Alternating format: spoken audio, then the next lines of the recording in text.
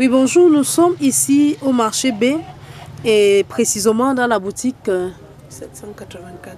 Dans la boutique 784. Ici, on va retrouver le ndop et beaucoup d'autres accessoires, les colliers, les bracelets, les chapeaux, tout ce qui est traditionnel, hein, vous pouvez admirer tout ce qu'on trouve dans cette boutique. Mais ce qui a attiré notre attention ici aujourd'hui, c'est ce travail que la dame est en train de réaliser, la restauration de ce tissu. Et il faut déjà dire que ce tissu, en dehors du fait qu'il s'agit d'une ndop, a un nom particulier, les mans. Les mans. Pourquoi les mans? Parce qu'il s'agit là d'un motif très ancien qu'on ne retrouve plus, parce que les artisans n'en produisent plus. Pourquoi est-ce que les artisans n'en produisent plus? Parce que ça prend trop de temps et c'est pas facile.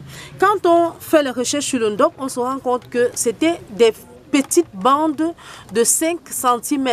Et on peut encore le voir aujourd'hui, malgré le fait que le ndop à présent nous présente plutôt des grosses bandes de plus d'1,5 mètre de près d'1,5 mètre. Mais on peut bien voir ici qu'on a effectivement ces bandes de 5 à 6 cm et c'est juste magnifique. Elle est en train de faire le travail de restauration du ndop. Certains gens se disent que quand on a fini de faire le ndop, c'est suffisant et puis on peut porter, on peut laver. On se rend compte ici qu'il s'agit d'un ndop qui date déjà de beaucoup de décennies et qui a besoin de restauration. Elle est donc en train de repasser sur cette couture qui a permis de relier ces petites bandes pour restaurer ce tissu. Donc, vous comprenez pourquoi le ndop est souvent très cher. C'est parce que le travail qu'il y a derrière, depuis la confection jusqu'à l'entretien, n'est pas du tout facile.